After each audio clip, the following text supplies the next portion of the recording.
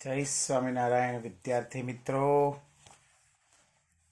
સહજાનંદ વિદ્યાલય દ્વારા આયોજિત ડિજિટલ અભ્યાસ શ્રેણીમાં હું ભાવેશ ગજેરા આપ સૌ વિદ્યાર્થી મિત્રોનું હાર્દિક સ્વાગત કરું છું. આજે આપણે ધોરણ 8 વિષય વિજ્ઞાન પ્રકરણ નંબર 13 એનો તાસ નંબર 3નો અભ્યાસ કરવા જઈ રહ્યા છીએ.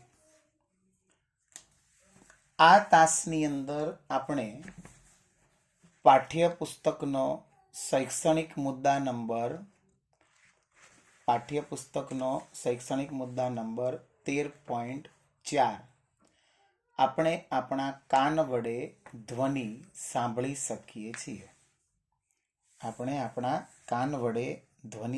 શકીએ છીએ. એટલે આપણે અહીંયા વાત કરવાની છે કાન વિશેની. કાન કેવી રીતે કામ કરે છે.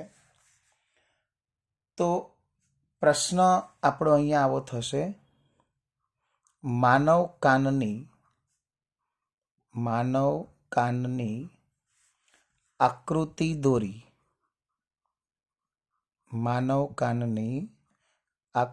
દોરી. કાનના પડદાનું કાર્ય સમજાવો. માનવ કાનની આકૃતિ દોરી કાનના પડદાનું કાર્ય સમજાવો. કાનનો પડદો કેવી રીતે કાર્ય કરે છે. તો અહીં આપણે આકૃતિ દોરવા માટે સમય બગાડતા નથી, બરાબર. સીધી જ આપણે કાર્યની વાત કરીએ. આકૃતિ આપણે જ્યારે શાળામાં રૂબરૂ મળીશું ત્યારે આપણે શીખવાડીશું. કાનના બહારના ભાગનો આકાર. સૌથી પહેલી વાત એવી થાય કે કાનની બહારના ભાગનો આકાર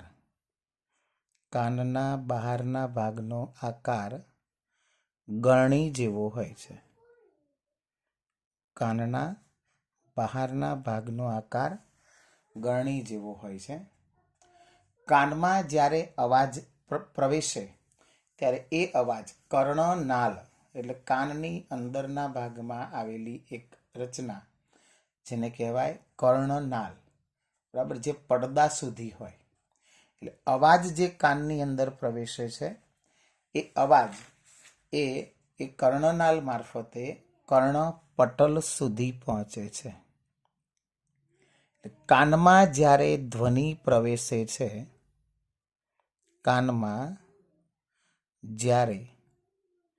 ધ્વનિ એટલે કે અવાજ પ્રવેશે છે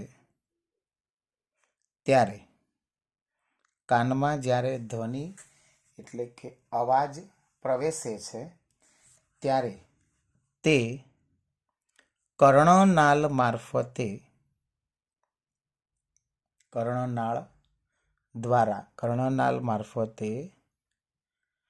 કર્ણપટલ સુધી પહોંચે છે. કર્ણપટલ પડદા સુધી, કાનના પડદા સુધી એ જે અવાજ છે એ અવાજ પહોંચે છે, બરાબર.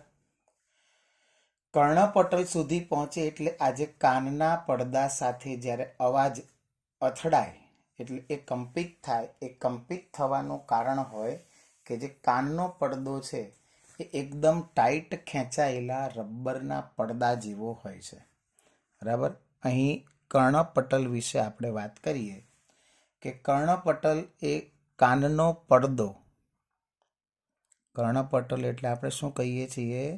કાનનો પડદો જે ચુસ્ત રીતે ખેંચાયેલા, એકદમ ટાઈટ, ચુસ્ત રીતે ખેંચાયેલા રબરના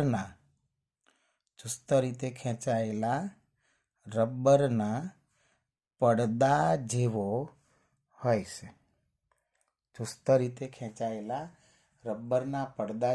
છે. ધ્વનિ જ્યારે કાનના પડદા ઉપર પડે એટલે એ પડદો જે છે એ ધ્રુજે છે, કંપિત થાય છે. બરાબર.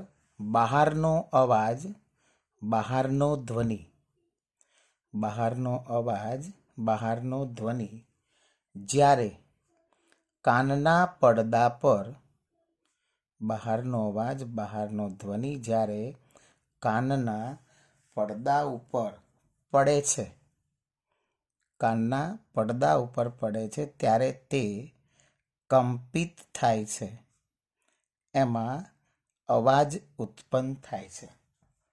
બરાબર. એ જે કંપનો છે એ કંપનોને એ પડદો જે છે એ કાનના આંતરિક ભાગ સુધી મોકલે છે. બરાબર. આ પડદો કંપનોને એટલે કે ધ્રુજારીને કાનના પડદાથી આંતરિક ભાગ સુધી, એટલે આપણે એવું કહીએ એના માટે આંતરિક કાન, અંતઃકરણ, આંતરિક કાન સુધી શું કરે છે તો કે મોકલે છે. બરાબર. અને ત્યાંથી આંતરિક કાનથી એ જે ધ્વનિ છે એ ધ્વનિના તરંગો, એ ધ્વનિ છે એ ધ્વનિના તરંગો મગજ સુધી પહોંચાડવામાં આવે છે. ધ્વનિના તરંગોને મગજ સુધી લઈ જવામાં આવે છે, મગજ સુધી પહોંચાડવામાં આવે છે. બરાબર. અને એ મગજ જે છે એ મગજ દ્વારા આપણને અવાજ સંભળાય. એટલે આ પ્રકારે આપણને આ રીતે ધ્વનિ સંભળાય છે. આ રીતે અવાજ સંભળાય છે. બરાબર. અવાજ સંભળાવવાનું કાર્ય આ રીતે થાય. ટૂંકમાં અવાજ સંભળાવવાનું કાર્ય જે છે એ અવાજ સંભળાવવાનું કાર્ય આપણને આવી રીતે શું કહેવાય, ધ્વનિના પડદા જે છે એ ધ્વનિના પડદા ઉપર ધ્રુજારિત થવાથી થાય છે. બરાબર. હવે એ કાનના પડદાનું કાર્ય સાંભળવા માટે અથવા તો કાનના પડદાનું કાર્યને સમજવા માટે એક પ્રવૃત્તિ આપણે કરીએ. પ્રવૃત્તિ નંબર 10. પ્રવૃત્તિ નંબર 10. 10 નંબરની પ્રવૃત્તિમાં આપણે એવું કીધું છે કે કાનના પડદાના કાર્યને સમજવું. શું કીધું આપણે? કાનના પડદાના કાર્યને સમજવું. કેવી રીતે કાનનો પડદો કાર્ય કરે છે એ વસ્તુ સમજવાની છે. એના માટે સૌથી પહેલાં તો એક પ્લાસ્ટિકનો ડબ્બો લેવામાં આવે છે, અથવા ટીનનો ડબ્બો પણ ચાલે. પ્લાસ્ટિકનો એક શું લેવામાં આવે છે? ડબ્બો લેવામાં આવે છે. બરાબર. પ્લાસ્ટિકના ડબ્બાના આ બંને જે છેડા છે આ ભાગને પણ કાપી નાખવાનો છે અને ઉપરના ભાગને પણ કાપી નાખવાનો છે. ઉપરના ભાગ ઉપર રબરના ફુગ્ગાના ટુકડાને એકદમ ટાઈટ રીતે બાંધવાનું છે દોરી વડે. બરાબર. રબર બેન્ડને દોરી વડે ટાઈટ બાંધવાનું છે. અને પછી અહીંયા ઉપરની બાજુ મગના 4-5 દાણા નાખવાના છે. સૂકો કઠોળો હોય એવા દાણા નાખવાના છે. અને પછી આ છેડાથી અહીંથી તમારે શું કરવાનું છે તો કે જોરથી બોલવાનું છે, અવાજ કરવાનો છે. આ ભાગથી જોરથી બોલવાનું છે અને કઠોળના દાણાનું અવલોકન કરવાનું. બરાબર. પદ્ધતિ માટે મેં તમને શું કીધું? પ્લાસ્ટિક કે ટીનનો એક ડબ્બો લેવામાં આવે. પ્લાસ્ટિક અથવા ટીનનો એક ડબ્બો લેવામાં આવે. તેના બંને છેડાઓ કાપી નાખવામાં આવે. તેના બંને છેડાઓ કાપી નાખો. બરાબર. એક રબરનો ફુગ્ગો લેવાનો. એક રબરનો ફુગ્ગો લેવામાં આવશે. એ રબરના ફુગ્ગાને દોરી વડે આ ડબ્બા સાથે એકદમ ટાઈટ ચુસ્ત રીતે બાંધી દો. એકદમ ટાઈટ ચુસ્ત રીતે શું કરવામાં આવશે? તો કે બાંધી દેવામાં આવશે. બરાબર. રબરના ફુગ્ગાના ટુકડા ઉપર રબરના ફુગ્ગા ઉપર સૂકા કઠોળના 4-5 દાણા મૂકવામાં આવશે અને પછી નીચેથી એટલે કે ખુલ્લા છેડાથી એક છેડા ઉપર રબરના ફુગ્ગાનો ટુકડો બાંધ્યો અને બીજો છેડો ખુલ્લો છે. એ ખુલ્લા છેડા પરથી જોરથી શું કરવામાં આવશે? તો કે અવાજ કરવામાં આવશે, બોલવામાં આવશે. જોરથી બોલવામાં આવશે. બરાબર. અને એ વખતે આપણે શું કરવાનું છે? તો કે કઠોળના દાણાનું શું કરવામાં આવશે? અવલોકન કરો. બરાબર. તો અહીં તમને અવલોકન જોવા મળશે. એ અવલોકનમાં શું જોવા મળશે એની આપણે વાત કરવાની છે. તો જ્યારે આપણે રબરના પડદા ઉપર નીચેથી રબરના પડદા ઉપર નીચેથી બોલવાનું શરૂ કરવામાં આવશે ત્યારે રબરના પડદા ઉપર નીચેથી બોલવાનું શરૂ કરવામાં આવશે ત્યારે આજે પડદા પર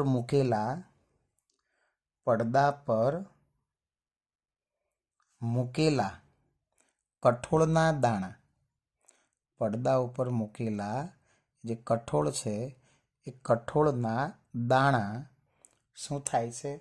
તો કે કૂદકા મારવા લાગે છે. ઉપર નીચે શું થાય છે? કૂદકા મારે છે. કઠોળના દાણા કૂદકા મારવા લાગે છે. બરાબર. અહીંયા આ કૂદકા મારવાનું કારણ શું હોય છે? તો કે કૂદકા મારવાનું કારણ છે એ જે રબરનો પડદો જે છે, કૂદકા મારવાનું કારણ છે કે એ જે રબરનો પડદો છે એ રબરનો પડદો કંપન કરે છે.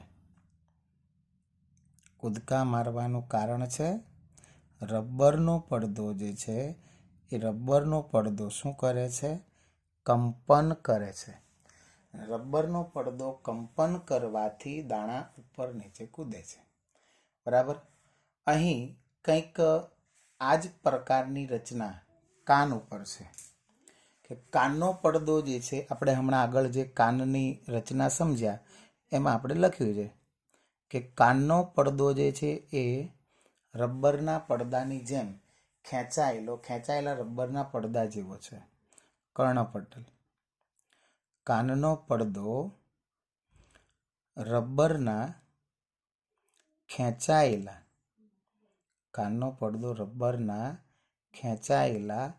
પડદા જેવો હોય છે. બરાબર. એટલે જ્યારે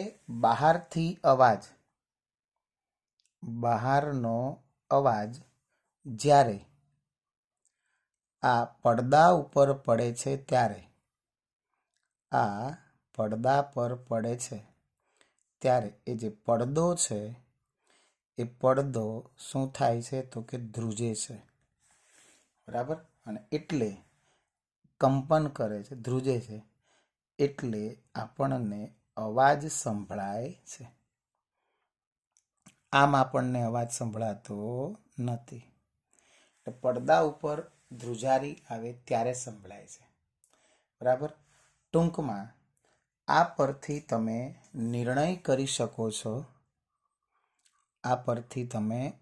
કરી શકો છો કે રબરના પડદા એટલે કાનના પડદા ઉપર ધ્વનિ આપાત થાય ત્યારે ધ્વનિ આપાત થવાના લીધે એ કંપન કરે છે અને સંભળાય છે. બરાબર. કાનના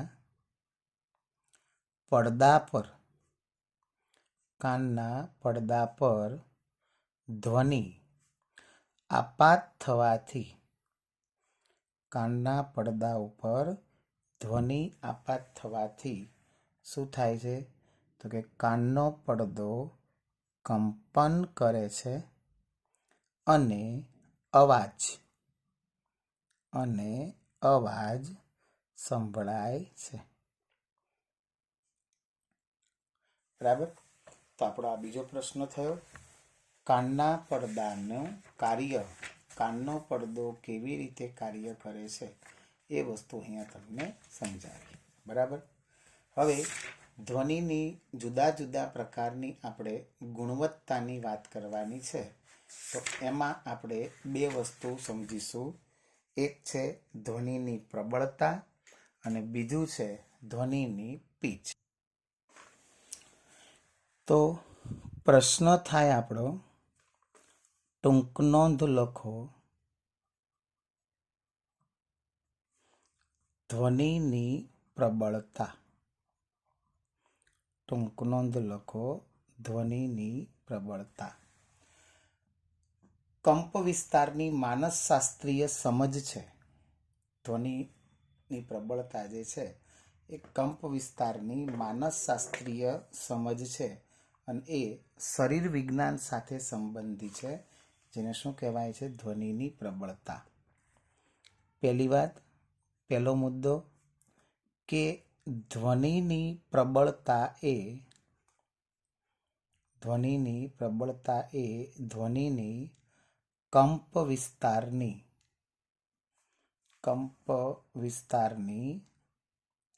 માનસશાસ્ત્રીય સમજ જે શરીર વિજ્ઞાન સાથે સંબંધિત છે. માનસશાસ્ત્રીય સમજ જે શરીર વિજ્ઞાન સાથે સંબંધિત છે તેને ધ્વનિની પ્રબળતા કહે છે. એને ધ્વનિની પ્રબળતા કહે છે. ધ્વનિની પ્રબળતા તરીકે ઓળખવામાં આવે છે. બરાબર. જ્યારે ધ્વનિ શ્રોતાના કાન પર પડે છે, જ્યારે ધ્વનિ શ્રોતાના એટલે કે સાંભળનારના કાન પર પડે છે, કાન ઉપર પડે છે, ત્યારે કાનમાં સંવેદના પેદા કરે છે. એ ધ્વનિની કાનમાં શું થાય છે?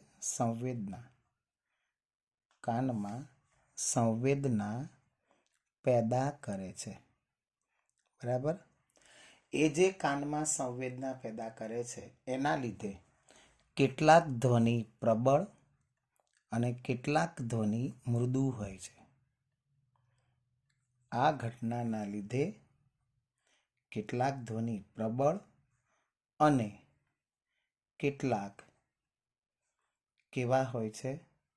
મૃદુ હોય છે. બરાબર. પ્રબળ અને મૃદુ ધ્વનિ વચ્ચેનો તફાવત એ શ્રોતાના કાનમાં ઉદ્ભવતી સંવેદના વડે નક્કી કરી શકાય. એને શું કહેવાય? ધ્વનિની પ્રબળતા. શું કીધું આપણે? કે પ્રબળ ધ્વનિ અને મૃદુ ધ્વનિ વચ્ચેનો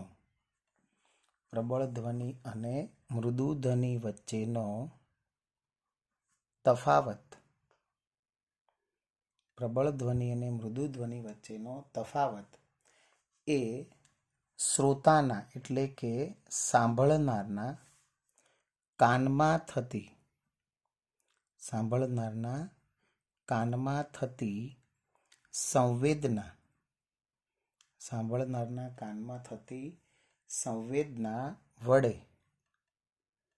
સંવેદના વડે નક્કી થાય છે.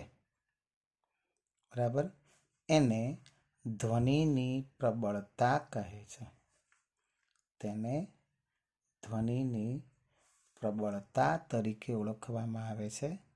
ધ્વનિની પ્રબળતા કહે છે. ધ્વનિની પ્રબળતાનો આધાર કંપ વિસ્તાર પર રહેલો છે. એટલે ધ્વનિની પ્રબળતા કંપ વિસ્તાર પર આધારિત હોય છે.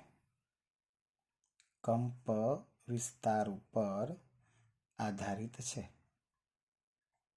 બરાબર. એ આધારિત છે એટલે કઈ રીતે કહેવાય છે? તો કે એવું કીધું છે કે એ કંપ વિસ્તારના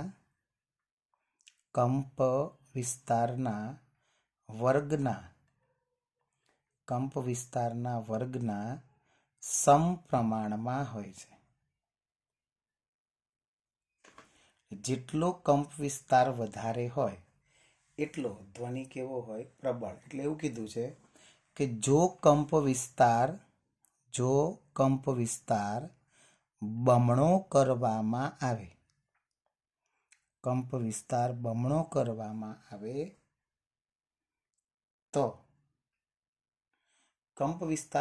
કરવામાં આવે, તો પ્રબળતા, ધ્વનિની જે પ્રબળતા છે એ પ્રબળતા 4 ગણી થાય છે. કંપ વિસ્તાર બમણો કરવામાં આવે તો પ્રબળતા 4 ગણી થાય છે. અહીં આપણે ધ્વનિની આ પ્રબળતાને ડેસિબલ એકમમાં, શેમાં કીધું? ડેસિબલ એકમમાં દર્શાવવામાં આવે છે. ધ્વનિની પ્રબળતાને ડેસિબલ એકમમાં દર્શાવવામાં આવે છે. કંપ વિસ્તાર મોટો હોય, કંપ વિસ્તાર માટે આપણે આવું કહી શકીએ કે કંપ વિસ્તાર મોટો હોય તો ધ્વનિ કેવો હોય? પ્રબળ. અને કંપ વિસ્તાર નાનો હોય તો ધ્વનિ કેવો હોય? નિર્બળ, મૃદુ. બરાબર. આ આપણે વાત કરી ધ્વનિની પ્રબળતા વિશે.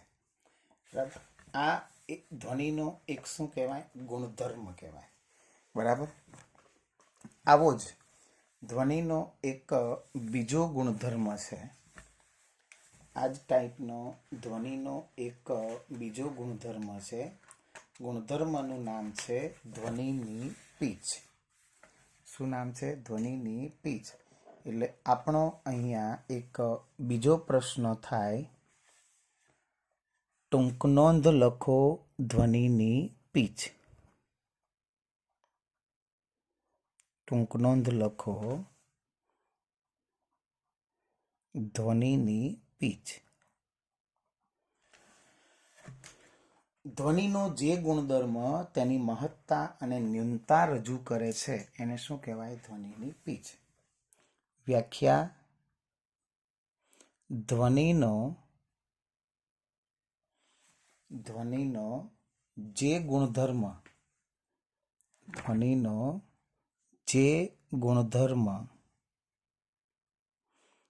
ધ્વનિની મહત્તા અને ન્યૂનતા રજૂ કરે છે તે ગુણધર્મને ધ્વનિની પીચ કહે છે. ન્યૂનતા અને મહત્તા જે ગુણધર્મ વડે રજૂ થાય છે તે ગુણધર્મને કહેવાય છે ધ્વનિની પીચ.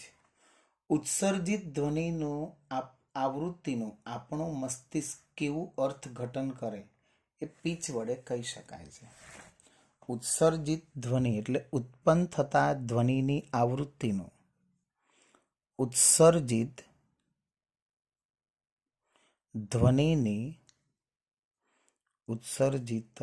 ધ્વનિની આવૃત્તિનું આપણું મગજ કેવું અર્થઘટન કરે છે તેને ધ્વનિની પીચ વડે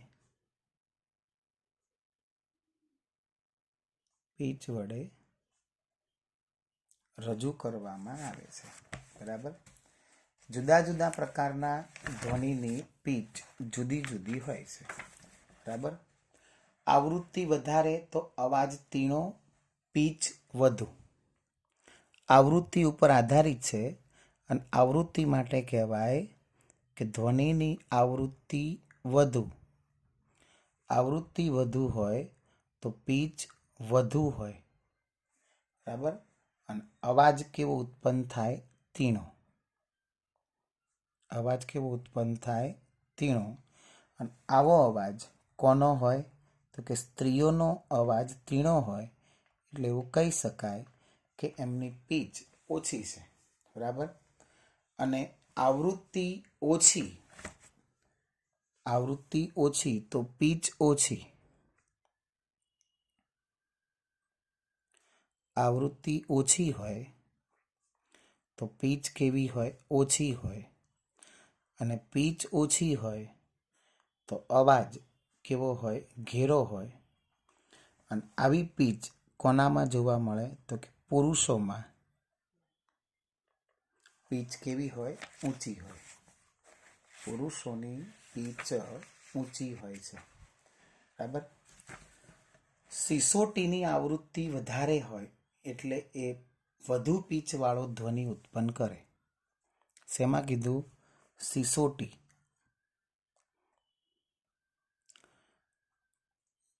સિસોટીની આવૃત્તિ વધુ. બરાબર. તો શું કહેવાય? એ વધુ પીચવાળો ધ્વનિ ઉત્પન્ન કરે છે. અને ડ્રમની આવૃત્તિ કેવી હોય? ઓછી હોય. બરાબર. તો એ ઓછી પીચવાળો ધ્વનિ ઉત્પન્ન કરે છે. ઓછી પીચવાળો ધ્વનિ ઉત્પન્ન કરે છે. બરાબર. અહીંયા અલગ અલગ પ્રકારના ધ્વનિવાળી પીચની જો વાત કરીએ તો પક્ષીઓ જે હોય એ પક્ષીઓ ઊંચી પીચવાળો ધ્વનિ ઉત્પન્ન કરે. પક્ષીઓ ઊંચી પીચવાળો ધ્વનિ ઉત્પન્ન કરે. બરાબર. જ્યારે સિંહ જે ગર્જના કરે એ ગર્જનાની પીચ કેવી હોય? તો કે નીચી હોય છે. સિંહની ગર્જનાની પીચ નીચી હોય છે, ઓછી હોય છે. બરાબર. તો વિદ્યાર્થી મિત્રો, આ સાથે આપણો આ પ્રકરણ નંબર 13નો આ તાસ નંબર 3 અહીંયા પૂર્ણ થાય છે. નવો વિડીયો અપલોડ કરીએ ત્યાં સુધી સૌ વિદ્યાર્થી મિત્રોને જય સ્વામિનારાયણ.